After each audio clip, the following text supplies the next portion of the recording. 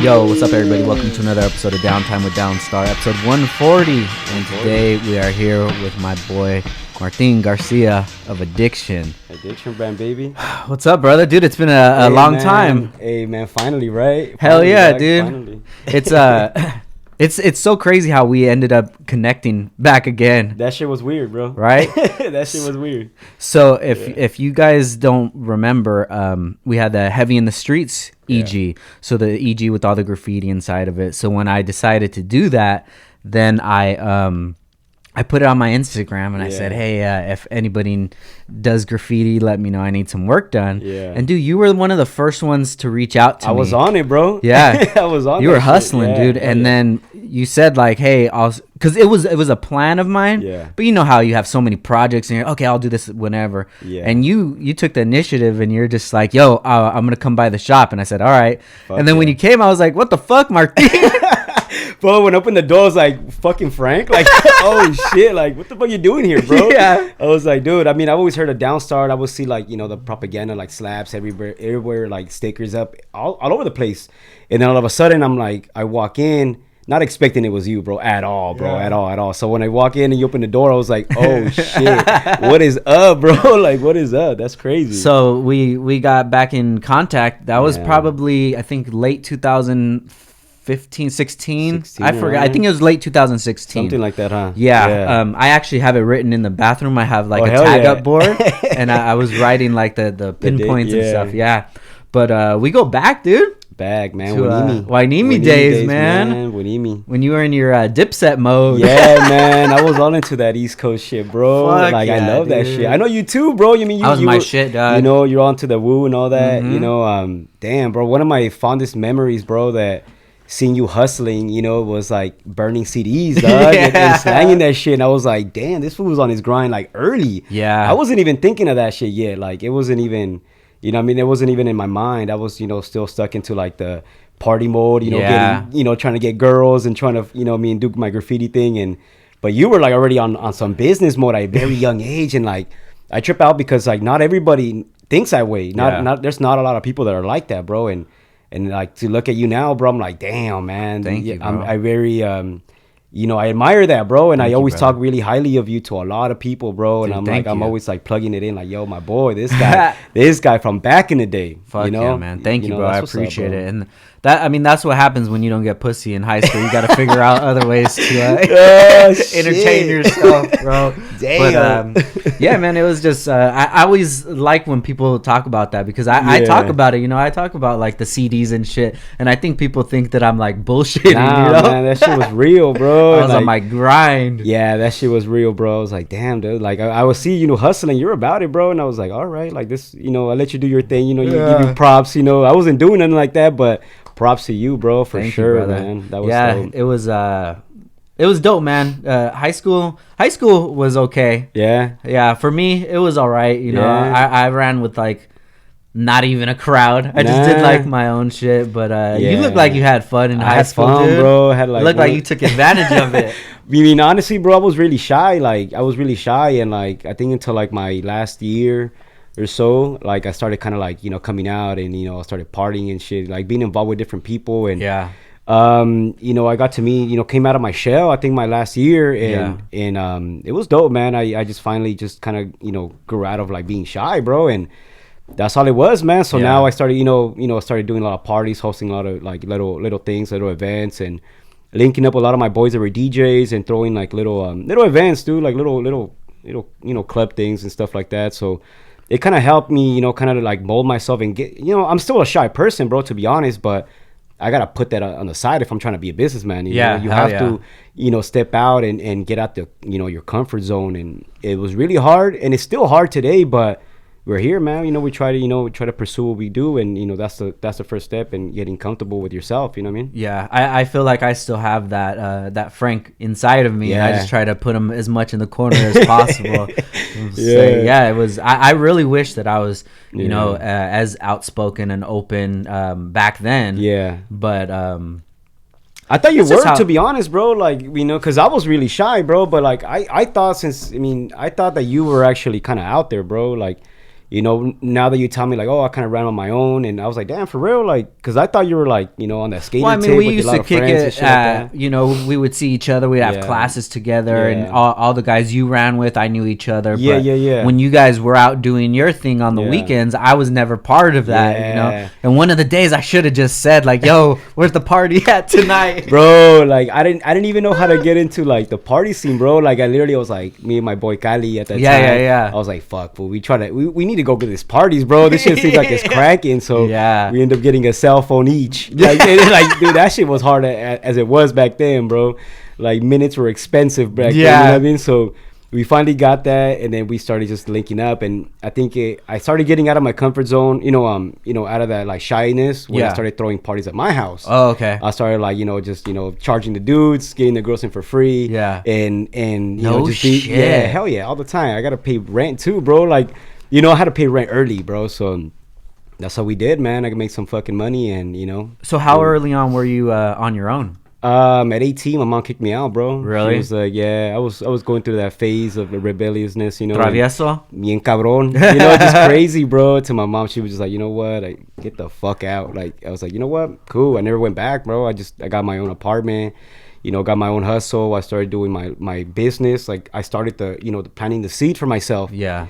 And then it developed and shit like that, you know. But as soon as I turned, you know, 18, I think 18, 19, bro, when she finally just like, you know what, like you need to get the fuck out. But I think honestly, bro, it's because she just started to remarry.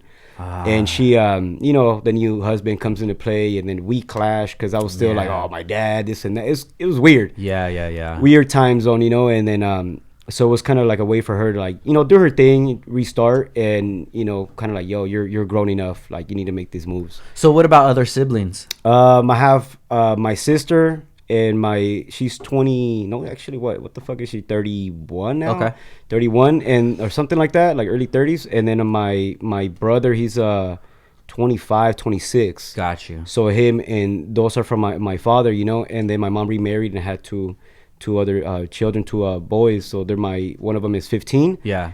And another one is about 11. So we're kind of spread out, man. But you know what? Like, we're very united. You know what I mean? Yeah. We try to be. Obviously, we have issues. We go through our beefs, and just like anybody, you know, any family, we just kind of like don't talk for a while. Yeah. And then shit just clicks in. We're at the right, you know, it's all like, I feel like it's a right state of mind. Yeah. You know, because at the same time, when I was growing up and I was the oldest one in my family, and not just as my family, like my, you know, Your my immediate home, family, yeah. but like my cousins and all them, I'm the oldest Oh, one. got you. That's a lot of pressure. It's a lot of pressure, bro. And like, you know, a lot of they look up to you, and like, you know, kind of everybody's kind of looking at you what you're doing. Yeah. And you set the example, you set the tone of how they're gonna be, you know, moving on. And you know, me not having my dad so present, even though he was there throughout, you know, like me being young, he was never really there. He was kind of more of a, he worked, you know, he did his thing, and then like he came home and he just don't talk to me kind of deal. You know, he was kind of one of those, you know, parents, you know. So growing up, I didn't really have that guidance. That's why, you know, I kind of got it from my homeboys, you know, from the streets and shit. But then, you know, I mean, like, so it's kind of like when they finally broke up, and I have my sister and my little brother, I felt like I was a dad now. Gotcha. And I didn't know how to be a brother when I felt like I needed to take that role of being a dad. Yeah. And at the same time, I felt like I was too harsh. You know, you got to think about 2000 and some, bro. Like the 2000s was kind of a little bit more hood and different. Especially when when I lived in the South. Like I didn't look hood, you know, but I was raised around a lot of like hood shit. Yeah. You know what I mean? And like, so it kind of like makes you, you know, builds you a little bit different, you know, even though I didn't show it, you know, like on high school, you know, but, you know, especially once I kind of, you know, got out of my comfort zone, like being shy, then like, it's like my mentality just changed, bro. And it was weird. Yeah. But, you know, I was always that father, you know, trying to be that father role for my brothers. And I felt like I kind of pushed them to the side, you know, kind of pushed them away because the way I was. And, you know, but now that we're older, like they understand where I was coming from, you know, now they get it because now we're old enough to understand it, you know, understand everything. And so now they're like, oh, you know, my bad. I was a fucking little, you know, I didn't get you at that time. And I was like, hey, my bad that I was like, I didn't get you either. Yeah. Like we were just, you know, two different, like 10 years apart. You know what I mean? So it was kind of weird. It's definitely hard, man. Yeah. You know, I look back at my parents and the way that we were raised, and dude, they did the best job that they could, especially like the way that my dad was raised. He could have went a totally different way. But he did the best that he could to take things in a more positive route, and it put me on like a better path. And then now I feel like him taking that change, instead of taking like the easy way, this is how my dad was, I'm gonna be like this.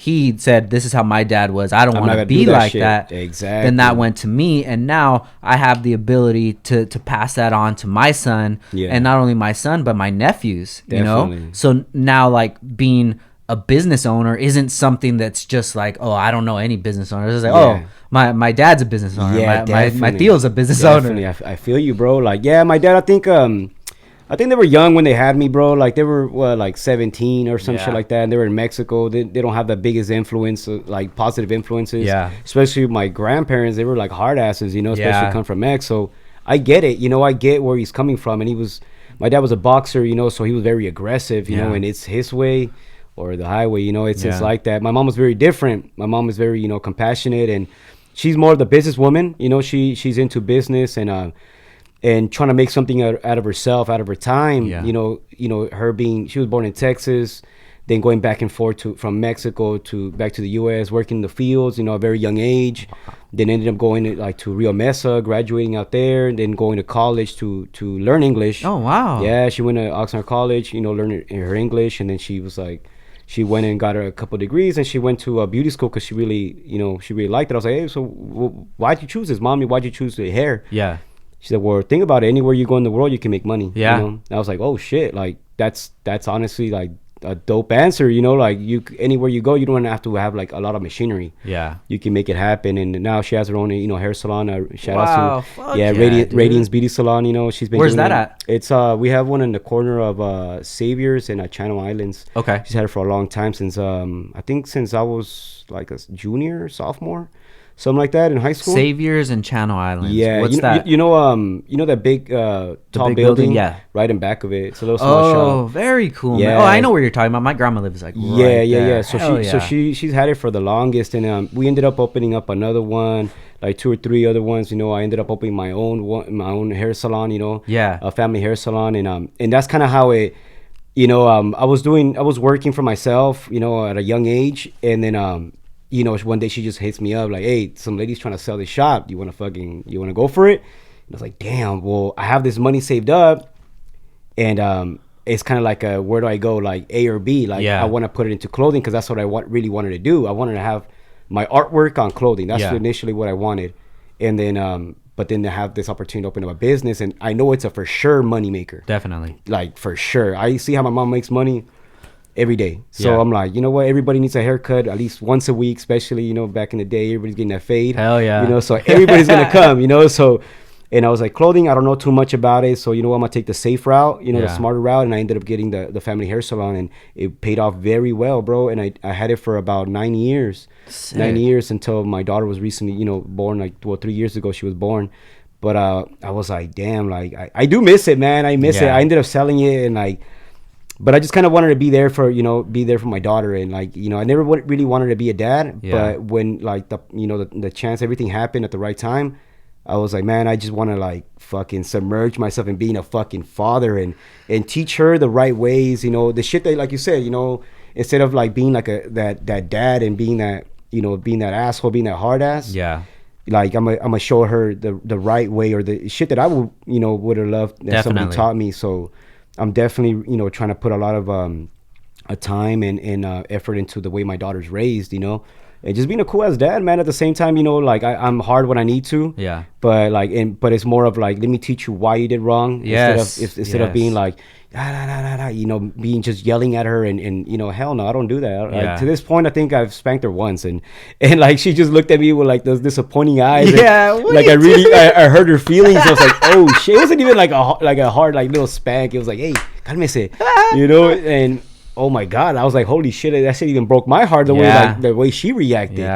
I was like, damn, like, I don't, you know, she's a good kid. I don't even have to like do anything too crazy to get her to understand. Like, she sees it like genuinely, bro. Like, like, oh, she knows when I mean business and shit. Yeah. I'm like, oh, fuck. Yeah, I love that, man, and Yeah. that's how I try to treat my son. You know, Yeah. I tell him right from wrong, but I tell him why right and Yeah. why wrong. Why you wrong, know, because yeah. I want him to know that I have respect for him Yeah. as a human being, Yeah. and he's just not like my property. Yeah, yeah, you yeah, know? exactly. And it's I mean, just back to the parents, it's just something that not just my parents, but pretty much all parents that I was ever Yeah. around, they never really treated their kids like that. Yeah, they when I was didn't, bro. around friends or cousins or anything like that, everybody got disciplined the same. Yeah. Why do I got to do that? Because I said. Mm-hmm.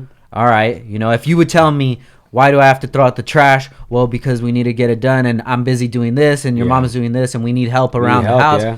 All right, All right, you know, I put got my it. weight. Yeah, definitely, I got it, and I think that we've really earned the respect of our son. You know, talking to Yeah. him in that way.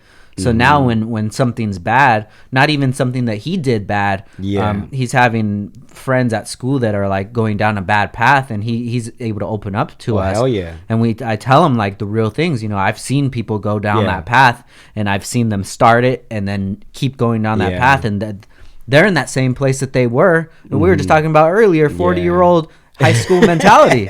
You know? Yeah, man. Like some people just don't get out of that, you know, out of that zone, and they, I don't know what it is, if it's, I mean, product of their own environment, bro, Yeah. and that's how they know, and they're just gonna get stuck, and then, I mean, it sucks, man. It definitely sucks, because I've seen homeboys that are stuck in shit, like, and they can't get out of it, and Yeah. they think like you're not down because you're not doing the same shit you did in Yeah. high school. I'm like, bro, like, you're right. I'm not down with this shit. Yeah. Like, I'm a grown ass man. I got priorities. I got shit to do, and I got a bigger future than, you know, that I see, you know, ahead of me, instead of keep thinking of the fucking past and how to hold it down. Yeah, you know? I'm glad you see that, bro, because you're one of the very few people that has like a genuine talent, man. Thank you, man. Ever since we were children, dude, Yeah. your graffiti skills were top notch, man. Yeah, and then thank you, man. when we linked up again, and I pretty much gave you free run over the car, Yeah, I was and I would like, just fuck check yeah. in. Oh, it looks fucking dope. And when it's finished, I was like, fuck, man, you blew it out of the Thank water. you, man. Yeah, a lot of people fucking show me love because of it, bro. Like, you know, a lot of people like hit me up and ask me like, you know, this and that about it. Just a lot of people were interested about it, and I'm like, damn, like, because to be honest, I'm not into cars because I don't know much about cars, Yeah, bro. yeah, like, yeah.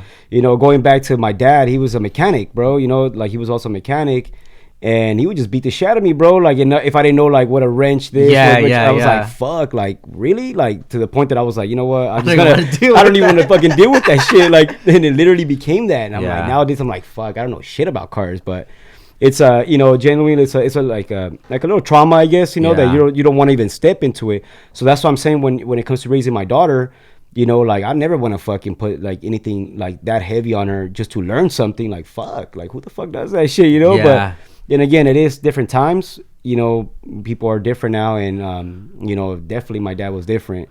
Yeah. So, you know, mad love to my dad. So I mean, I'm here because of him. I respect him at all, in all ways. You know, I don't agree with them a lot of shit, Yeah. but you know, as you get older, you understand where, you know, all right, dude, you know, I'll let you be, you know, in your mentality, how you were. Yeah. And you let me be in you know, in the way I am, and you know, And that's kinda the like best, dude. I feel the same way. You know, me and my dad have such a great relationship now, and sometimes dope, bro. we'll butt heads Yeah. over something, and I just say like, dude, you don't think I know you? You don't think I know what the fuck you're thinking? I came out of your nutsack, Oh, bro. man. I'm you. So when you're Oh, thinking like this, shit. I've already thought Yeah, like yeah, that. I know what you're saying, man. I know what you're thinking. Yeah, definitely, bro. Yeah, it's cool, man. Me and my dad, like, we had a fallout once, you know, my parents were going through a divorce and stuff like that. Like, Yeah. you know, we had a little fallout, and a lot of the divorce issues were because of me, you know, like, you know, the you know, me being like, I don't know, I guess he wanted me to be a fucking badass like him. Yeah. So once I became, like, he didn't like it, you know, Yeah. because I was a badass towards him too. Yeah. So, you know, we kind of just bump heads, and you know, but now we try to we tried reconnecting again, and you know, I'm the one that approached him, and I try to talk to him and make things right. And you know, it's kind of weird, bro, because so much time has passed that, like, he's, you know, I'm a whole different person now. And but I could see, you know, I could talk to him, and we could understand each other. But now it's a thing that, like, I kind of hate it now, because he wants to hang out like a lot, and then, but now I got a daughter and like Yeah. multiple business that I'm trying to bring up, and I tell him, hey pops, let me get at you when my days, you know, when availability. But my days when I have availability, I have to spend it on my daughter, you know, Yeah. my priority. So I call him, we link up and this and that. But it's definitely harder now because, you know, I'm a grown up now, you know what I mean? Like, it fucking sucks, you know, but, you know, that's the reality of what life is, bro. And, you know, I still make the effort. We still make, you know, make that, we go, you know, do our thing. But damn, you know, it sometimes, man, you know, I wish I could just turn back times and, you know, try to fucking understand each other. That way it would have been better. Like you said, like you have your pops. Damn, man, I like, that's something I'm jealous of, you know what I mean? A lot of people, you know, don't have their pops or their mom, you know what I mean? And they wish they could have that, you know what I mean? And it's definitely hard to even think about that. Yeah. That like we are getting older. Yeah. I'm as old as my parents were when they had all three of us. Yeah, definitely. I remember when my parents were my age. Yeah. I remember being that kid going on vacation and shit. And sometimes I wish that like we could all just have a sleepover at the house, you know? All my sisters and shit, my wife and my son. Yeah, the whole fam. Yeah, dude, it's damn. It makes you want to appreciate those times that you didn't appreciate them at that moment. Yeah, man, definitely, bro. Instead of like, yeah, man, I really look back and, you know, so now I try to give that to my daughter, bro. I just want to give her a good upbringing, like at least good experiences, man, you know. And like to me, like, well, she tells me like I'm her best friend, you know. I'm like, damn, I made it there, like, all right, you know, like, cool, you know, because me and her are just like the same. We vibe. It's trippy how close, you know, how alike me and her are. Like, you know, so it's like, you know, I really put a lot of effort. Like, first comes her, you know, and but also I mean, like I said, I have all these little businesses that I'm trying to, you know, build. So it does get difficult, man. But I try to make the most time I can, because she is the future, you know. She's the one that's gonna, like, you know, I need to put things in her head, you know, that way she develops, you know, properly. Yeah. And she has a high standard, like a high, you know, bar, that like when she ends up with somebody, you know, she ends up, you know, meeting somebody, like I want her to be like, yo, if you ain't a hard worker, hey, you ain't doing this shit, then I ain't trying to even fuck with you. Yeah, man. hell like, yeah. Like, nah, you know, like, look how this, you know, like how my pops are, you know, how my family, how they work so hard, you know, for me to be with somebody that's just lazy or fucking into drugs or doing all this shit, like, nah, I don't need that shit. Yeah. Because that shit is fucking, I mean, now that I'm older and I have her, I worry about all that shit, like her future, and you think, and I mean, maybe if she was a boy, you know, I wouldn't really think about all this shit, but fuck, man, like, it's a girl. Yeah, Ashley, she's always worried about that. I'm like, don't worry about him. He's good. He's good. Him. Your boy's good. I said, when he's ready to go clubbing, I'll take him. I'll go. I'll make sure that he's cool. I'll wingman him. Yeah. No, but yeah, I could just imagine with the little girl, dude. Yeah. Fuck, there's so many scumbags out there, there's a lot, bro. So, like, you know, I am a holder close to me at all times, man, you know, because there is crazy motherfuckers, bro, that out there, you know what I mean? Yeah. But I see how you do with your boy, man, and you guys are like tight, man. Yeah. I'm like, damn, man, if only I had that with my dad, you know, like, damn. Dude, we got to the level where we're like homies. Yeah, dude, you know? I see that. And you can see it off the videos and everything you post. I'm like, you know, I admire that a lot, bro. About you, man. You're really capturing, you know, something special. And damn, imagine when he gets old enough to look back on these videos, bro. Yeah. He's gonna trip out, man. Yeah, and, man. And you're setting him like, you're setting them on the right course, like to success, because he's seeing you develop and seeing you like build what you know you've been building, dude. Yeah. And so anything less is not acceptable, bro. Like he's just gonna see you and he'll be like, fuck it, like I need to go in this route, in this direction, instead Thank of you, brother. hanging out with the fucking goons, you know, like everybody else was, you know what I mean? Yeah, and he's seen me have those times and me not hang out with those people anymore, because you know, when he was younger, you know, I still did have friends that I hung out with that weren't really bringing anything positive to the table, you know. Just their mind state wasn't in the same as mine. It wasn't as mature as mine, you know. And then I'll have to explain to him sometime, like, yeah, I don't hang out with that person because all they want to talk about is negative stuff or talk shit about people. And like, you see me making changes, me being 35 already, you're always going to make changes through your life. And if you make changes early in life, then you're gonna be making the changes that I'm making at 35 at like 18 at a young age, bro. And that's, man, I feel you on that. Like that's what, like, now my 15-year-old brother, he's very interested in, like, you know, he's into bikes and stuff like that. He's into, you know, he's very athletic, bro. Like, So but his state of mind is very very mature for his age, bro. Yeah. He's very mature for his age, and so I try to bring him on. I'd take him to the shop and go screen print right there at the lab. Yeah. I'll put him to screen print and heat press and do all this stuff. Nice. And I'm like, bro, like, I want you to think this, think positive, think, bigger than this. You don't even have to, you could do this for fun. Yeah. Print up some shirts, slang them at school. You're in high school now, you're a freshman now. Yeah. Go slang them, go do what you did, bro. You know what I mean? Just do that. And that's like planting a seed in somebody's head, bro, and it's gonna grow. Yeah. By the time he's out of high school, bro, he could probably already have his business. Like, in my mentality, it was, all right, when I turn 18, I'm gonna make a business. But why do you have to think until 18, bro? Why can't you do it fucking now, man? Like, hell yeah. Why can't you do it as a fucking kid? Like, if anything, man, that's when you have the most drive, like, most energy to do things. Now at my fucking age, bro, I'm tired all the time, bro. Like, I need naps in between, Yeah. I still work a lot, bro, but like, it's not the same. Like, I mean, I could feel my energy like way different than in my early 20s to like my 30s, Yeah. I don't know, man. It's just how it is, you know what I mean? Yeah. So let's talk about when you first got the idea to start a brand, like an apparel brand. What was your motivation? When did that like click in you that would be something that interests you? You know what, bro? To be honest, when we're in high school, I was doing it. I think the state of mind kind of switched because I saw my mom. That's what I say. If I put it out there, my daughter's gonna fucking pick it up. So when my mom was doing her business and I see her going to school, going this, going that, like, trying to better herself all the time, so I saw her, open up her shop, and we're struggling, bro. We're like, we come from the hood, dog. We come from the South, and like, and like, all the reasons I was always dressed flashy, because I would steal a lot of shit, because we came from the fucking South, bro. Like, what I mean? We would steal a lot of shit. Did you work at Nautica? Nah, I worked at Polo. Yeah, Polo. Fuck, I feel bad because I used to fucking ransack them motherfuckers, bro. Like, dude, we used to jack so much shit from Nautica. Oh yeah, all that shit. George worked at Nautica, and it was the typical ring up one thing. Yeah, one thing and jack the rest of it, bro. Dude, I paid for all that shit somehow. Right, for sure, bro. Yeah, we used to do all that shit, bro. So like, what I mean, going back to it, going into high school, I was like, I don't know, man, just being, that graffiti writer. Yeah. I was started doing backpacks, and nobody was doing it at the time, like doing little backpacks and doing like girls' little skirts and this and that, and a jacket, jean jackets, whatever the fuck, what I mean?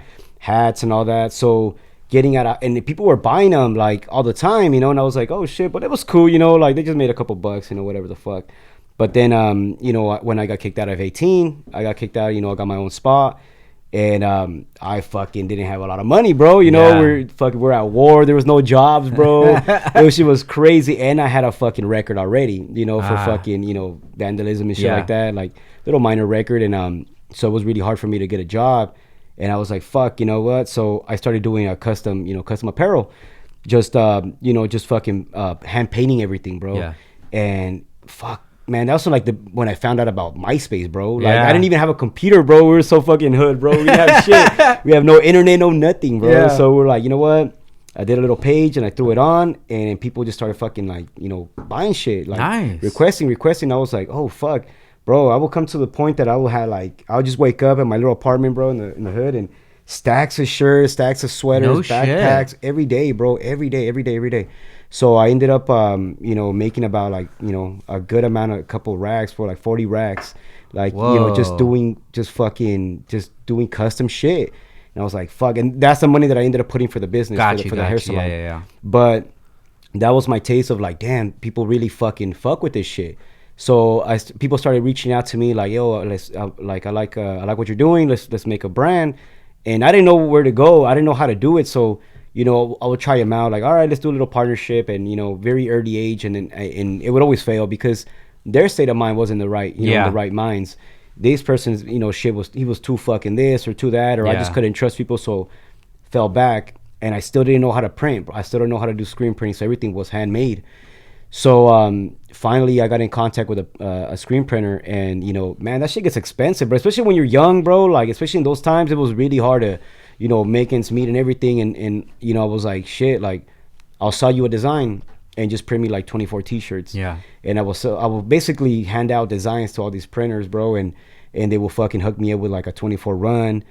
And then they would sell the shirt on their end? Or? Yeah, they would. It's basically, I sold them the design. I gave them the design, exchange for the shirts the designs that I wanted printed for me. So they had a bunch of SoCal, Oxnard shit like that. Like a lot of that shit is going around, and it was originally from my design. Oh shit! Yeah, sweet. You man, go to swap meet, you'll find a bunch of guys. They all sell it there. Yeah. But so that's how I kind of got my taste into it, and then I was flipping those T-shirts, and it made a good buck, So I was like, all right, and I kept at it. But once it came to the that opened up the hair salon, the family business, I kind of lost touch with that, and I ended up submerging myself in building this shop.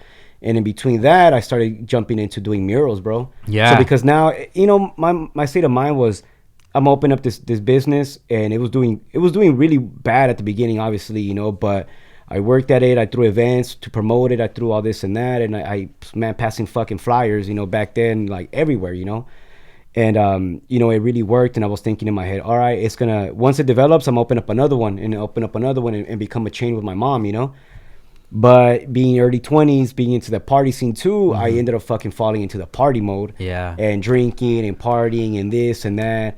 So my mind kind of got clouded. So at the same time, I was developing into graffiti. I was painting a lot. I was traveling. My boys, my crew, were traveling everywhere and doing murals for hire. So I kind of lost touch of the whole, brand, but, developing my skills and, with the graffiti and building a vibe, with what I did, I did really well with that. And so because I saw the money from the shop just coming in, it was just coming in. So I was like, all right, I get to fuck around. Yeah. I get to fuck around. Yeah. This is what everybody wants, make some fucking cool money and go do your freedom. Freedom. Yeah. That's what it felt like until, once towards the end of it, I kind of noticed it. Like, I think it was around 2014, 15 or something like that, bro. I was like, you know what? Like, I need to get back into this. This is my original goal. Let me start making some art and let me teach myself how to do the screen printing and designing and everything. And like I said, bro, I'm not computer friendly at all, bro. It was really hard for me, but I set myself down. I got some bootleg fucking Illustrator and Photoshop from my boy over at the lab, and I was like, fuck it, bro. Put that shit on, and I fucking basically locked myself in the room for 3 months, bro. And I just fucking picked it up, and I was just sitting in my drawers, bro, just fucking drawing and putting it out there and redesigning it and fixing and learning how to work the program, bro, on my own. It took a while, man. It really took a while, but it was like the best investment in myself to man, to really fucking learn. Because when I would have somebody, hey man, I have this fucking drawing, can you put it on a make it a vector design?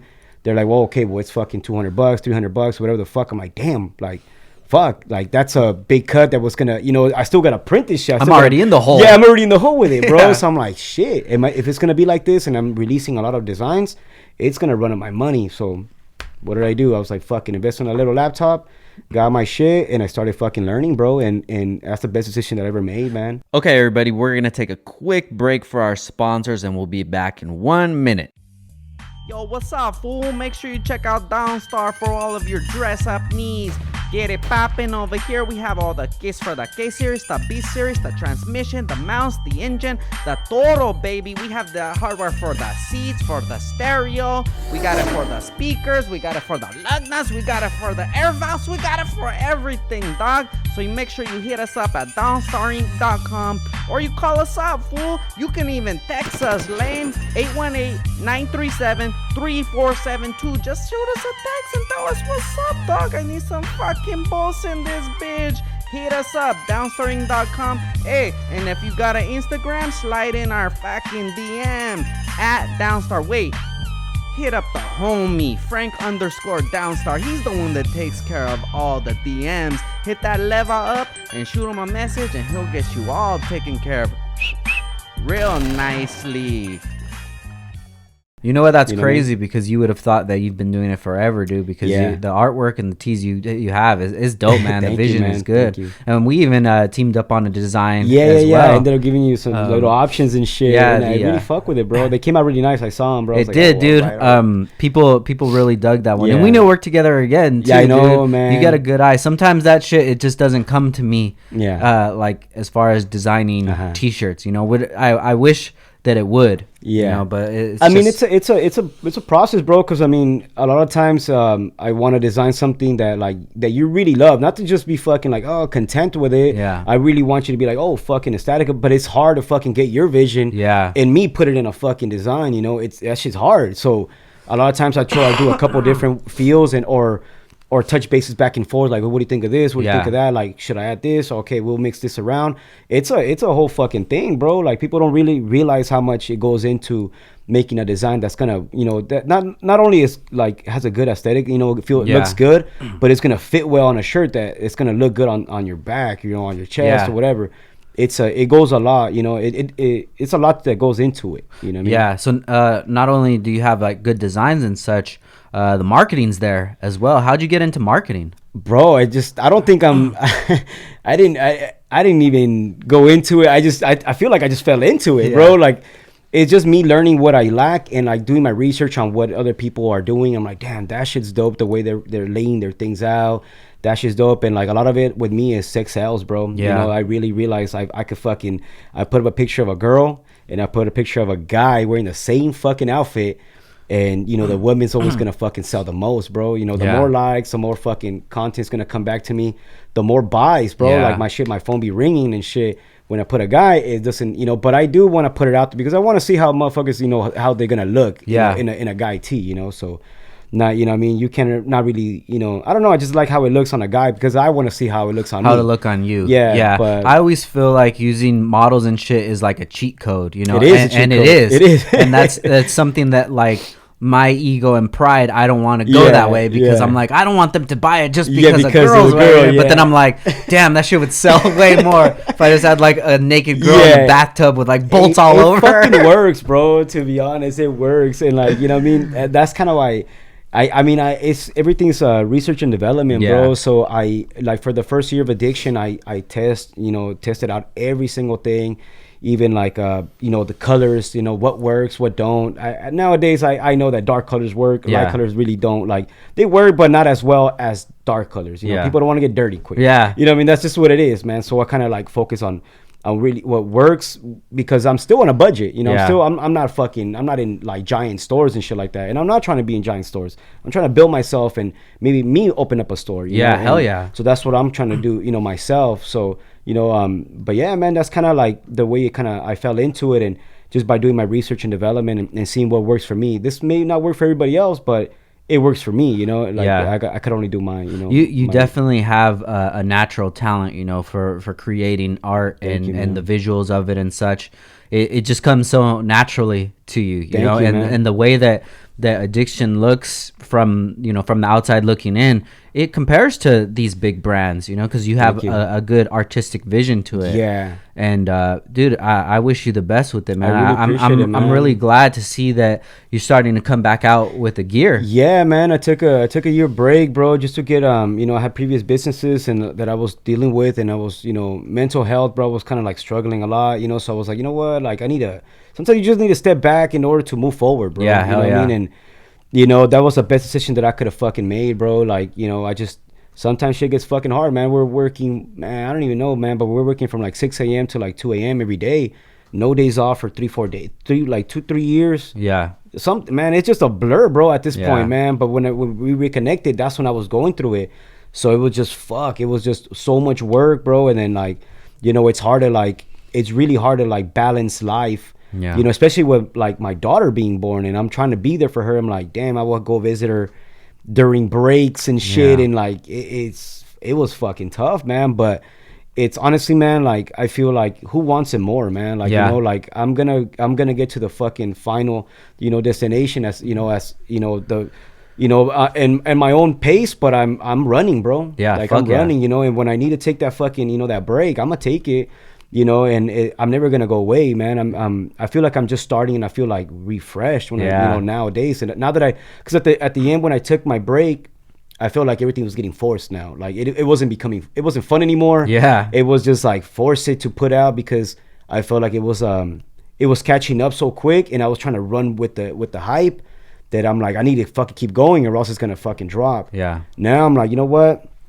if people don't fuck with it, fuck it. I'm gonna keep doing me no matter what. At the end of the day, man, I'm gonna be true to myself, and I'm just gonna keep pushing forward. Definitely, You know man. what I mean? I'm so glad that mental health is like on the forefront now, and that it doesn't have that stigma as it did before of like a weakness. You know? Yeah, I thought motherfuckers were a pussy, bro. When like if you say some shit like that, like damn, I'm I depressed, feel like or I'm like something. damn, fool, go get a beer and a bitch, bro, and make it happen. That's what I really felt until like I didn't even know how I came into it. But I feel it was just the stress and not being around home, around my daughter. I think it just it was numerous things, like combination of things just kind of piling up, and a lot of shit that I was going through. And I was like, fuck, like it kind of consumed me, bro. And it was hard to get out of it. And I ended up like, I talked to my cousins, I talked to my family, like, yo, like I was very open about it because I didn't know how to I didn't know how to like get out of it. That feeling of something bad's about to happen. Like, like when the cop pulls you over and you're like, well, I mean, I don't know about you, bro, but a lot of times I had a bunch of shit in my car that I shouldn't have. Always shook anyway. Yeah, I'm like, so it was like, fuck, like that feeling. Damn, that was at all times. Like, damn, I don't want to go to jail again. Damn, that's that feeling. Like, that I was always having. I was like, damn, what the fuck is wrong? And I'll try to shake it off, and I hide it well. I will hide it well. I'll go, and I'm very social, and when it comes to business, I'm very professional, and I go and meet people, and like everybody, I'm grateful for everything, every sale, every like, every repost, every single little thing, bro. So I'm very like grateful when I see people and they recognize me. I don't think I'm nothing, bro. I don't think anything like that. But people all the time like, hey, this and this and this, and they approach me, and I'm like, people come in like, oh, can I take a picture with you? I'm like, what the fuck? I'm still like, what the fuck, But I'm very grateful, dude, and I always act like how I need to be acting, for the most part as my business. Yeah. And so people didn't even realize that shit, man. And but I'm open about it because fuck, man, a lot of people go through it. I've had homies that go through it. I'm like, damn, bro, and I open up to them, and they're like, damn, I didn't even know that you were going through shit. I was like, bro, I mean, fuck, we're all human, dog. Like, shit happens, bro. Shit gets tough, and, we just gotta fucking either talk about it or fucking get through it, or shit's gonna consume you, bro. You know what I mean? Yeah, and before the episode, we were talking about CBD, and that definitely helps me out, you know, because I would feel that way about getting pulled over just, like, out of nowhere. It would just hit me, and just stressing over things that I can't control, and just letting it consume me. And CBD's really helped take the edge off, me, and then understanding what it was, and not thinking that I'm like a bitch or something, because coming from where we're from, there's so much pride and machismo and ego, bro. And you never want to show a weakness. Yeah, definitely. And I think that lends a lot to why there's so much, gang problem here locally, is because there's a lot of people dealing with things, family issues or what have you, and they don't know any other way to explain it, to cope with it, besides like, going down a darker path, man. And I think if people were able to talk about their downfalls and the things that they're going through with their friends, instead of their friends saying like, well, you fucking pussy or whatever, like, bro, what the fuck, bro, I'm opening up to you. That's like saying, yo, bro, I don't think I'm gonna make it till tomorrow. Fuck you, pussy. Like, what the fuck, dog? Bro, and then after something happens, and you're like, oh, my homie. Nah, rest dude. In peace. Pour some little liquor. Nah, motherfucker, you should have been there. Listen to your boy, man. Exactly. Like, when somebody opens up, man, listen. Yeah. It's hard to open up about it because the same thing. You don't want to be fucking looked at different. But man, when that shit happens, if you see it, fucking motherfuckers have to be like, oh, just listen, bro. Like, you don't gotta judge motherfuckers. Just listen, and that's it, man. That's all I needed from my cousins and shit, because we worked together, throughout the Adixion Brand, like we worked all together, and like, we were all kind of going through it in a way. It was weird. I think it was just so much stress, bro. Yeah. Because we all kind of got it at the same time, and it was just like, what the fuck? What's wrong with us, bro? And it was because we're working fucking sun up to sun down, bro, and not seeing our families, and shit was just fucking wild. And we're living kind of like a little fast life, bro. Yeah. And it just, all that shit like that just goes into it, fuck, it gets you, bro. And that could be to cover things up. Yeah, definitely. Alcohol, was one of my big, issues, growing up, and I think in my early 20s, it was really bad for me, because again, coming from being a shy person to finally, going to a party, drinking, and then opening up. Yeah. I think that shit kind of like, I was like, oh, I feel good about this shit because I'm, so what's the cause? I had a couple of drinks, and then I just fucking spiraled out of control. Yeah. You come, especially coming from a Mexican home that we drink like fuck, man, like it's fucking religiously, bro. Like, yeah. You know what I mean? For any reason, it's party. Like, you know what I mean? Like, what the fuck? Like, someone's born, someone's died, someone's sick, someone's healthy. Oh yeah, you fucking got a fever? Take a shot, motherfucker. Right? Kill that virus. You know what I mean? So it's one of those fucking things, bro, that we're like, now that I'm older, bro, I'm look back and like, people don't drink like this, bro. Like, people don't do this kind of shit. You know, Yeah. and I was like, holy shit, like, you know, for example, my brother-in-law, he just passed away last weekend. Wow, you know, like, I'm sorry about that, brother. yeah, man, it's hard, man, because I mean, he was diagnosed, you know, cirrhosis of, you know, of his liver and shit like that, and he ended up getting a transplant, and you know, he's you know, he went through it, and he was doing good again. But then, you know, like, you know, obviously, man, when you say transplant, like, I don't think it's like fucking a forever thing. It's kind of like, you know, prolonging the inevitable, you know what I mean? But he was a good fucking man, you know, and you know, unfortunately, he left, you know, his wife and, you know, 4 boys back, you know, and so I'm their uncle, man. So, I mean, I'm there for them, you know, I'm there, and you know, so fuck, man, it's just, it's crazy how, you know, how shit is, man, you know. Yeah, rest in peace to him, man. Yeah, That's very unfortunate. Rest in peace, you know? Andrew, man. Yeah, he's a good man. Good thing that they have you as an uncle to look out for them. You know, that's the hard thing when you lose somebody, is that you need that family around. Yeah, you know? yeah, definitely, man. That's just tough. But we're all there for them and like for the family, and you know, we did a little GoFundMe, and you know, yeah, man, we're just family, bro. We're trying to come together, and this is the first time we actually have somebody that's like that close to us, like at a young age, bro. You know, because I mean, you know, my grandma, you know, my grandpa, you know, they're older, you know, they had their time, but he was pretty young, you know, and it happened, man, and like, you know, and it all comes back to drinking, and a lot of that, you know, I've had uncles that passed away from drinking also, and I'm like, damn, man, that shit's a thing, man. Like, you know, that, you know, we're raised around that shit, and you know what I mean? It's fucking crazy, because you could be taken out, you know, by having a couple beers and shit, and well, not a couple, but you know, having that routine of drinking, and but I mean, we're all human, bro. We all make, you know, moves, mistakes, and you know, fuck, man. I think the hardest part about it is how acceptable it is in the Hispanic culture. It is, man. I think a lot of things that we accept as just being Hispanic, it's not right, man. And we, as the newer generation, we need to make those changes. Yeah, definitely. I've seen what alcohol has done to my family, and you know, and in the past, and I realized that once I started seeing bad signs of it inside of me, that I had to stop, and I haven't drank since 2010. That's you know, gangster, and bro. that's just just what's up, man. Hell yeah. That's just because I had to evaluate what works with me and what doesn't, you know.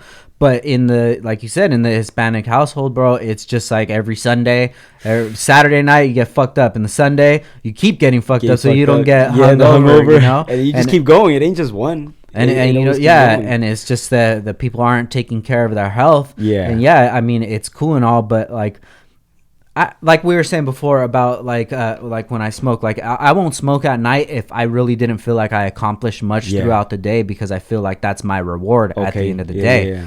Now, as far as like dessert is and such. Now, if you're just eating dessert every single day, like, first of all, the dessert doesn't even mean the same thing to you, and it's not a reward to you anymore. True, and second of all, like, what are you rewarding yourself for? You know, I had to click that mentality into my head. That's like, very true. You know, I'm out here hustling, or before I was hustling, you know, I'm out here partying and shit like this, but like, what am I celebrating? What are we celebrating? I worked the regular hours that I needed to work, you know. That's as much as I have for me. That's as good as I think that I can be. Like, fuck yeah, it's Friday, let me go get fucked up all weekend, you know. And that's just how everybody thinks. You know what, bro? To be honest, I used to see that, and I was that person, bro. Like, you know, the weekends are for that. And because I come from a family that parties so much, bro, that like we just celebrate for any fucking reason. So it became the norm, you know. But you know, now that I'm older, bro, like that I work so much and I have like goals, I do sit back. I do go out still, but I have my limits now. I'm figuring out when to say, like, you know what, I don't need to fucking be like that fucked up. Definitely. And a lot of times, you know, I drive and like, you know, I'll have one and chill, because I know I gotta fucking drive, you know, back to the hood, and it's fucking crazy, you know, in Oxnard with all those fucking cops. But you know what I mean. But it does. I see like online, dog. I'm looking through when I stay home and I'm just fucking drawing and sketching, and I check in my Instagram and I see all these fucking people partying like the same you know, the same people over and over again. I'm like, damn, I know these motherfuckers are broke right now. You know what I mean? I know you're broke, bro. I know you. Fucking, I know you. Yeah, I know you, bro. Like you're fucking. What the fuck are you doing, man? At fucking, you know, partying like this when fucking drinks overpriced anyways. And I know you ain't fucking working as hard. You know what I mean? Like. But I mean, I'm not knocking anybody's hustle. Everybody has their own, you know, their own ways of doing shit. But for me, bro, like I finally kind of figured out what works for me, like you said, you know, and I do fucking like my dessert is going out here and there. Yeah. But you know, I fucking put in enough hours to you know, reward myself with that. I put in a fucking lot of hours, bro. A lot of hours. And I try to outwork myself, bro. Like I try to work everybody around me and motivate people too by, you know, by the way I fucking hustle my shit, you know. Yeah, especially since you know yourself, man. Yeah, you could bullshit anybody else, but you can't bullshit yourself. Yeah, exactly, you know? Man. And people see what we do from the outside looking in. They, you're busy all the time, but for me, I feel like my hustle could keep kicking up a notch. Yeah. Every day, I feel like fuck. I wish I could have done more. Today. Yeah, you know, definitely, man. And not everybody has a mentality, bro. Like. You know, so a lot of like when I was really doing well with the brand, like let's say 2 years back, like I started seeing a lot of people like gravitate towards me and wanted to like be involved in me and fucking like it's not jumping the bandwagon, but people believe in you when you're fucking doing shit. When you know what I mean, when you start off, people don't really fucking, you know, they you know, you're cool, whatever, dude. But when they start seeing that fucking grind and hustle and like the outcome of it, and now people started fucking gravitate towards you, and I fucking loved it, bro. Like I was like, yeah, and I started trying to put my homies on and fucking try to, you know, kind of like brainwash them in the positive direction, bro. Like, yo, you can do this too, motherfucker. You're talented as fuck, bro. You know, the difference between me and you is that you fucking don't have that grind mode on you, bro. Yeah. But it's simply as just fucking, you know, turning up that fucking switch on and let's go. Put yourself a fucking small goal. Keep pushing it, man. You're going to fucking meet that goal and you're going to see people encouraging you or giving you a fucking props. And that's only going to add fucking fuel to your fire, bro. You know, like, and it's just going to keep you going and going and going and going. That's it. When people, you know, fucking put like that positive feedback onto you, it's going to build you, man. And I think I've been having that my whole life. So like, that's the reason I work so much on my shit, on my crap. But I mean, at the end of the day, like, you know, my goal was to have the brand, and not just a brand, to have myself as to put my 805 on, you know, on the map. Yeah. That was my thing, you know, when it came to my graffiti, when it came to whatever I did, bro. I think there's so much talent out here, bro, and I genuinely want the city to fucking shine and shit, and I want to be one of those people that fucking came out of here and people would be like, damn, that fool's fucking from Oxnard. The Oxnard, bro, from that whole 805. He represents, you know, the grind, the hustle, the hard work. Like my parents and my grandparents, they fucking worked their ass off in the fields, factory. They did a lot of shit, bro. They, you know, without no bitching, bro, they did it day in and day out. And like now we don't have to work that crazy hard. Yeah. But all right, let's fucking put that grind, you know, those hours in. That's my fucking sacrifice, you know, and I'm doing what I do and you do what you do, man. You know, I see what you do, man. And I give props to everybody that's fucking grinding and, you know, fucking go out, have your fucking fun, man. But you know what, just kind of fucking, if you're second in your business, then guess what, man? Cut that fucking weekend out, man. Get back to the fucking studio, get back to the, you know, to the grind and make shit happen, man. Because it only takes you, you know, just apply yourself 1 fucking year, man. And, hell like, yeah. That's it. You can make a lot of difference in 1 fucking year, man. And that's it. You know what I mean? Go back to party mode, bro. But establish yourself up and then figure how to fucking, you know, how to manage your fucking, you know, your other side of the life, you know? You know what's crazy, dude, is people will spend 4 years of their life going to college for a degree that they don't even want, you know, to make their family happy or to make it seem like they're doing something with their life. Cut that shit in half. 2 years, if you focus 2 years on a passion that you have, devoted your entire 2 years, just like you would devote 4 years to college. Yeah. You know, you can't fuck off in college if you're trying to, you got to study. You got to do all the homework and things like that. If you took that time, focused, okay, instead of doing that, I'm going to put that off and I'm going to put this towards me. Dude, you'll fucking kill it, man. Yeah, for real. Definitely, bro. Yeah, man, it's just, I think we're coming from a Mexican community, bro. We're like, I feel like how can I put it? Like, I didn't see the big picture, like, that we could do big things. Yeah, definitely. You know what I mean? Me too. I feel like this is all we were meant to be. Kind of like, you know, just just be fucking in Oxnard, bro, and we're never gonna step out. I think there wasn't enough positivity, you know, going around us that could fucking lift us up and be like, yo, it's just fucking possible to own your own company, own your own brand, own your own whatever you want to do. But motherfuckers, this is just fucking possible. Like, bro, look at a lot of people coming out of Oxnard, coming out of the 805. A lot of people in general, bro, like that are very young now.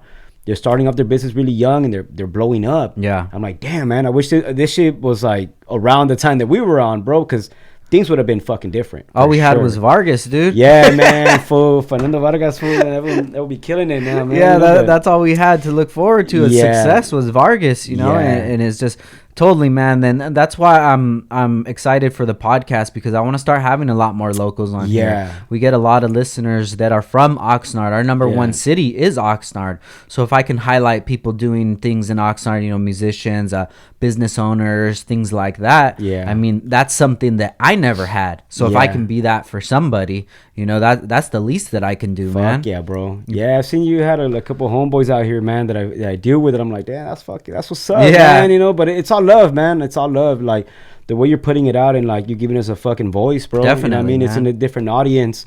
You know, maybe the people that you're, you know, that listen to your shit, they don't know about my shit, but now they're gonna get to know me. Yeah, hell as a person, as a brand, you know, as an artist, you know, an overall artist. You know what I mean? And maybe they'll fucking click that fucking like button and shit. And you know, and it's good for me. You know, it's good for everybody. I really want to change the stigma of Oxnard. Yeah. And I understand it. I understand why Oxnard has the stigma that it does, but it doesn't have to be. Yeah, you know, we don't have to stay in that in that light that we've been in. You know, there has to be people in the community to step up and to make changes. And either I can just bitch about it all the time, or I could be the change that I want to see. Yeah, definitely. You know? And hopefully we get some young kids listening that they start thinking about things differently, and they feel like they can be the change. You know, if they're the offspring of somebody who, you know, wasn't living the best life, that doesn't mean that that's what their life has to be. They can use that as the fuel to change the life, the trajectory of not only their life, but of their bloodline. Yeah, definitely, bro. It's just, you just fucking, like I said again, bro, just planting the fucking seed. Hell yeah. You know, once you do that, man, and like, man, you just kind of fucking, it's like anything, you just water that shit out, you know what I mean? And then eventually it's gonna grow and grow and grow.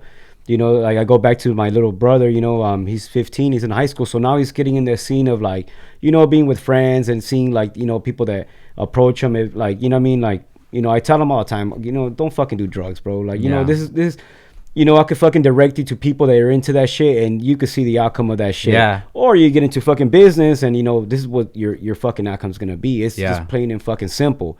You know what I mean? And like, he's very bright, bro. So I try to like really push it in his head, and not in a way that I'm fucking forcing it down his throat, but like in a way that he's gonna fucking like, it's gonna click sooner or later, man. You know, and at least giving him that fucking spark in his head, you know, and hopefully he fucking picks it up, man, because he's 15, 16 right now. So, you know, he got some time at man, because at 18, I was fucking wilding out. So hopefully by that time, he's doing good and he's on the right track, and he's not fucking, you know, going into the fucking wrong direction, man. That's kind of like, damn, bro. Like, I wouldn't want that shit to happen to him, you know, or anybody, you know. If there's anybody listening right now, you just have to understand that there's different stages in life. Yeah. And going out partying, you know, drinking or experimenting or whatever, there's a time and place for that in life, you know. And your childhood, there's a time and place for that, man. I agree. Don't start it too early, because if you start when you're 15, you're fucked, man. You're fucked, most likely you're fucked, bro. And by the time you get 21, you're already burned out. Yeah, you're already partied out. Like, you know, now you're going to the heavier shit, because you know, it ain't the same, man. Like, you like to say a lot of shit, it's like a gateway shit. Hey, man, possibly it is, bro. I didn't fucking smoke weed until I was 28. You know what I mean? Like 28. No shit, really? Yeah, the same thing. My mom was always like, yo, like, you know, my uncles, they were into like heavy drugs, but a lot of them started with like, you know, pills and fucking weed.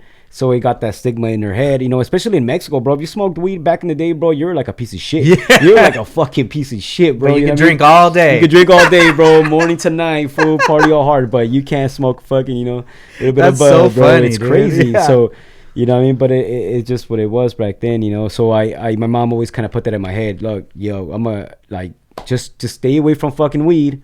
You know, just stay away from drugs and you'll be fucking good. You know, I'll get you a fucking brand new little car when you get out of high school. Like, hell yeah. I'm like, fuck it. You know, I didn't even like weed, dog. To be honest, fool, nobody around my neighborhood even smoked weed, dog. I seen them smoke crystal meth. Oh, shit. That's a whole different shit. But you know, it was almost drinking and crystal meth, bro, for some fucking weird reason, bro. But man, if I didn't even smoke weed, I wasn't gonna even fucking touch that shit. I was not into that shit. You know, my family wasn't raised around that shit. You know what I mean? So you know what I mean. But I ended up waiting it out until I was 28, and a lot of it was because I felt like I had a problem with drinking, bro, for a while. And I was like, fuck, man, like I don't know what the fuck it is. Like when you're trying to quit something and you realize it's kind of like you get that itch. I'm like, holy shit, I think I got a fucking issue now.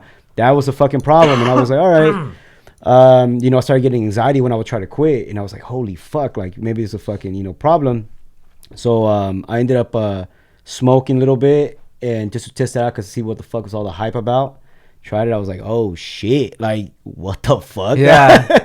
To be honest, bro, it was like one of the best things I fucking ever had for myself because, you know, I used to go to anger management classes, all this fucking shit, you know, all these fucking like, you know, anger problems or whatever the fuck, you know, wanted to fucking, you know, beef and fight and you know, I think all that shit came from like, you know, shit that's rooted from like your childhood, bro, you know, your environment throughout the whole graffiti process, you know, that lifestyle. I think I had a lot of issues with it, and then you know, along, you know, and fueled by alcohol, you know what I mean? And so once I tried it, bro, like to stay away from alcohol, like it's weird because I was trying to put something to replace for something, which is not the fucking not the brightest thing to do. But fuck, bro, like it literally fucking, there was no point for me to feel any of the alcohol, you know, because this really fucking kind of gave me the same feeling, and it went away like in an hour or two.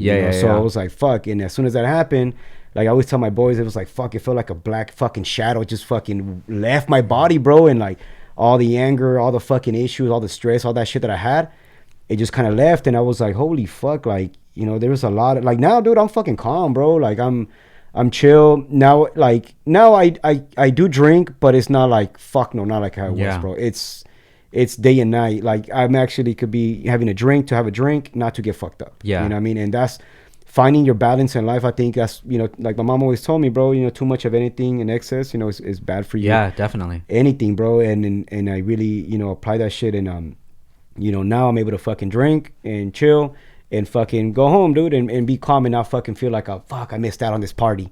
Fuck, I should have, you know, I don't know, man. It was a weird stage of me in my 20s. Now that I'm in my 30s, I'm just like, you know what? I know what works for me, you know, and it works for me, not for everybody. Definitely. Whatever I do, dog, that's for me, dog. That's what, you know, holds me down. And you know, it's even that when I fucking smoke weed, it's not like you said, you treat yourself. It doesn't have to be like a fucking everyday thing. I gotta be high all the fucking time. No, it doesn't work. I gotta work. I work from fucking 6:30 to 2 a.m. Man, the last thing I do, I do smoke, knock out, go to bed, relax, wake up, fucking go for a little run, little jog, come back, get ready, go to work again, bro. You know, but that's me, you know, like even to this day, I tell my little brothers, you know, he's 15, I tell him, hey, food, like, just hold off on this shit, man. I waited till I was fucking 28, man, to be a fucking grown-ass man, to dabble and try it out for myself, you know. But I feel like if I was in his situation of being 15, 16, whatever, you know, that age, I would definitely end up being a fucking pothead, not doing shit. Definitely. You know, I wouldn't have fucking done nothing, bro. I would have literally, I have a very addictive personality, so I would have ended up just being that, and that's it. I wouldn't grown from that.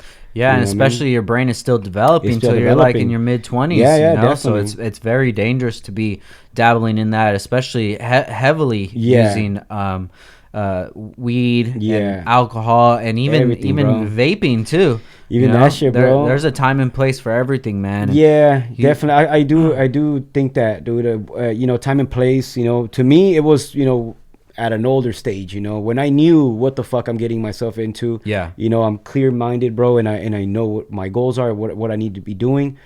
And, you know, that's when I kind of fucking finally tapped into it. And I fucking loved it, bro. I felt like, and it was more of that feeling of like, you know, all my anger management issues, they left, you know, like the stress, all that shit left, you know, and it really helped me. Like, that's what I'm saying, me. Like, everybody is different, bro. You know what I mean? You know, so, you know, some people fucking work out, you know, to release stress. That's their fucking shit. You know what I mean? Some people fucking do this, do that, play sports, whatever. They fucking get into music. That's your shit.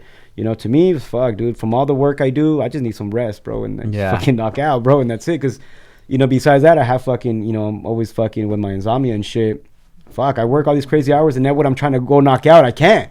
Hell yeah. It's a bitch, bro. But definitely, and then you have some crazy ass dreams, and you wake up, Yeah. you're not even rested because you've been working in your fucking dreams. Yeah, bro, it's fucking crazy, man. Yeah. It's crazy. So for Adixion, what are some of your influences? Maybe other streetwear brands or anything like that.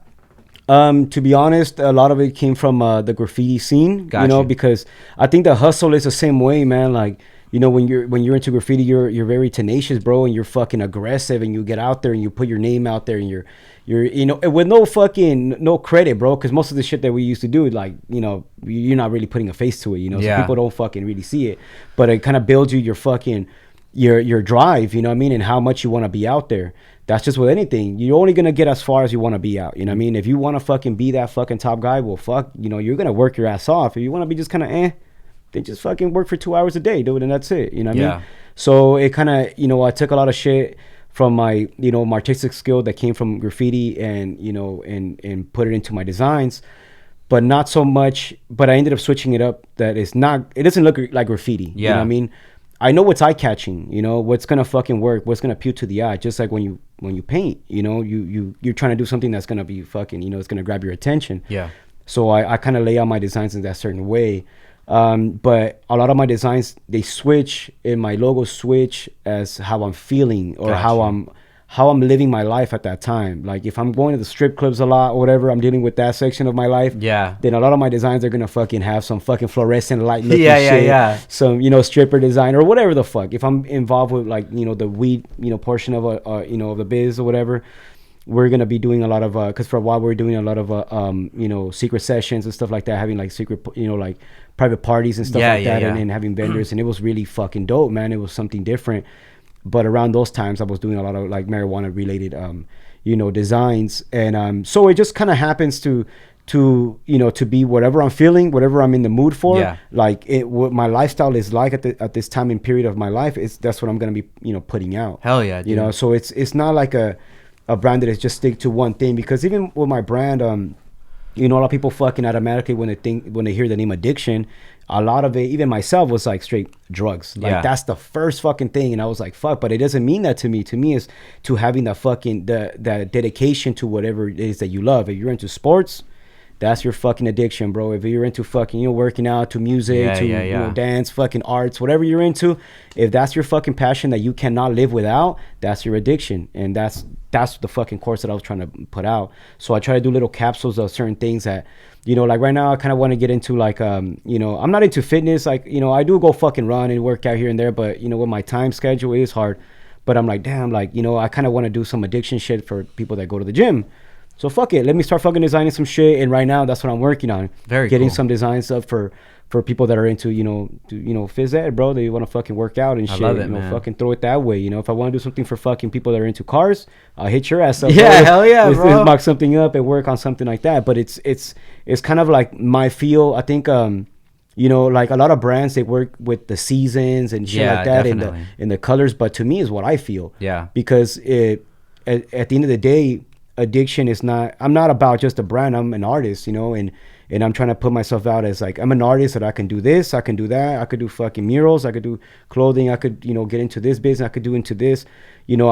It's me as an entity, bro. It's me, you know, and then I'm marketing myself now as an artist, that I can do all this fucking, you know, avenues, bro. I love it, man. You know, it's a little bit different than traditional shit that, like, oh, you know, fucking, you know, you're in, you know, in December, you have to turn certain colors, or you're in fucking, you know, you're in fucking summer, you got to do this shit. Nah, fuck that. I do how I feel, and that's it. You know what I mean? Like, that's basically how it goes. I feel that we all have the possibility to create our own tribe. Yeah. You know, if you want to be a part of my tribe or your tribe, this is what we have to offer. And if it doesn't work for you, that's cool, man. Yeah. I'm not for everybody. Yeah, exactly. You know, this isn't for everybody. Yeah. And I want to make a tribe, I want to make a community focused on the things that I love, and then we can all blossom together. Exactly. And I totally feel you on that, man, and I love it. Thank you, brother. Dude, all the stuff that you do with the brand is awesome, man, and I'm excited to see where it goes, for sure. That's one of the reasons I started with the whole 805 logo, bro, because you know, like I said, now everything that I was, especially like at the early stages of Adixion, not everything that I was putting out is for everybody, and I was cool with that. You know, I'm doing what it fucking feels good to me. Yeah. But I also wanted a community to fucking feel for me, like, Yeah. and grow, because I love my fucking town. You know, I got this 805 on my neck, bro. Yeah, Like, you know what I mean? yeah.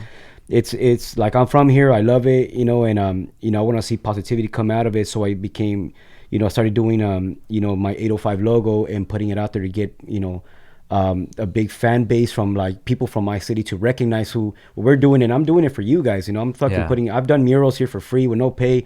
You know, waking up fucking early as fuck before anybody, you know, fucking gets to get up, you know, to go to work. I'm doing my fucking murals, bro. So people get to see them and enjoy them. I don't even sign them sometimes, bro. Like, I'm just like, fuck it. Like, I'm doing it for the fucking love of what I love to do. Yeah. You know, grinding and putting my art out there and shit. It's not like to take any fucking giant credit or, oh, I'm that guy. Nah, it doesn't have to be like that. I'm just doing this shit because I love it. Yeah. You know what I mean? So when they did the 805, it's just to bring a whole community and be a part of something like my own tribe. You know what I mean? Yeah, hell yeah. Under one design.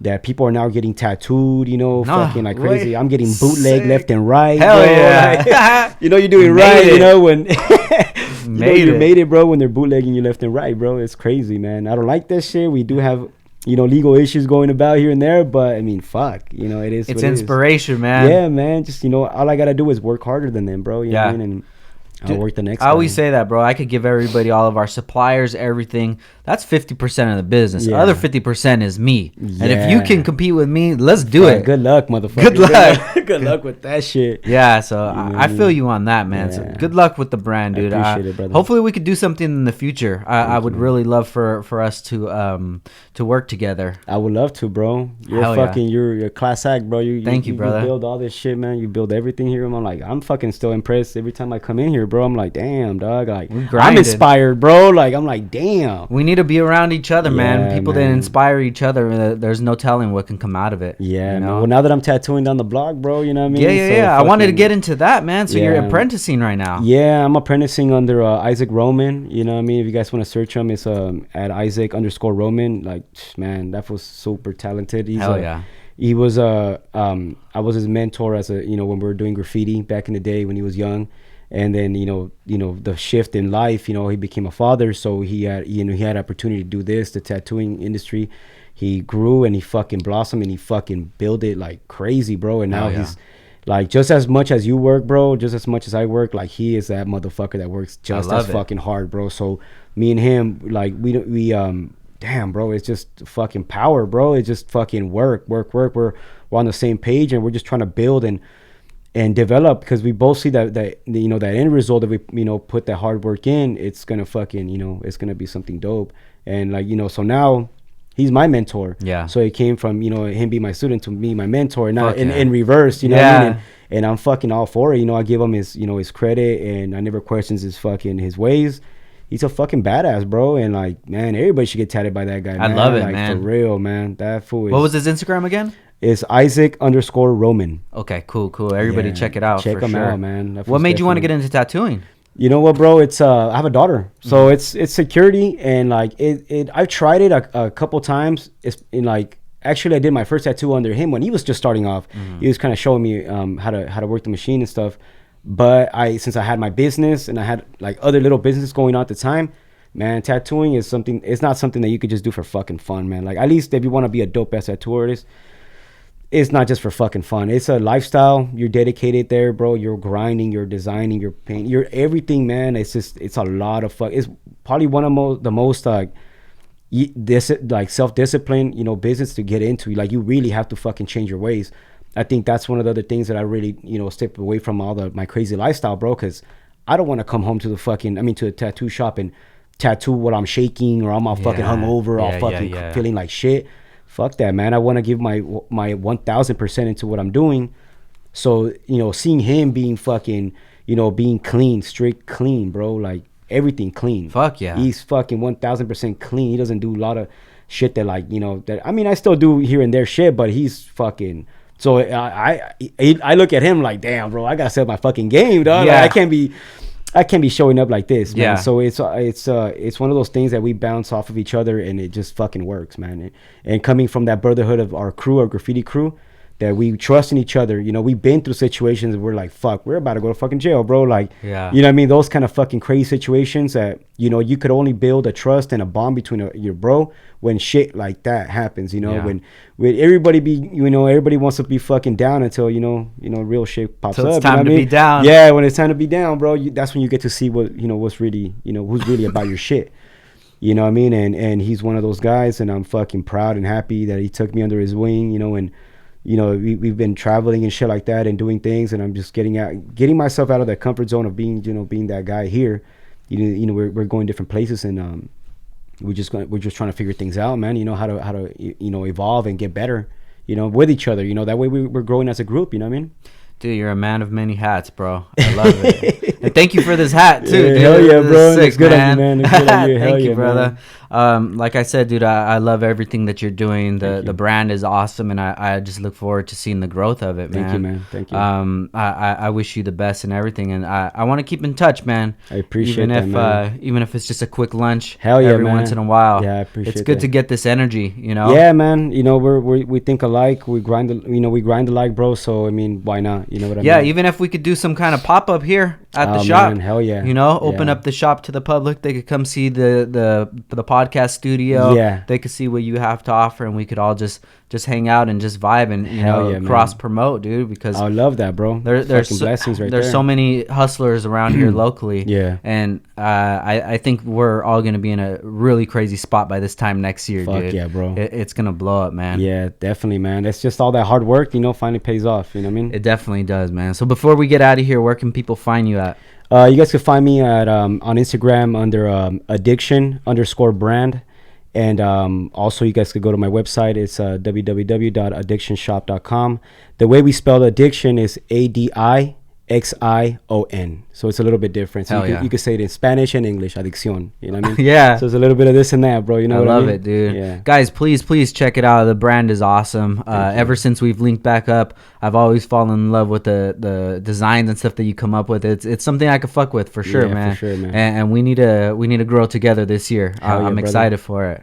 Hell yeah, man. But once again, guys, thank you for listening. This is episode 140, Downtime with Downstar, and we out. Peace. Hell yeah.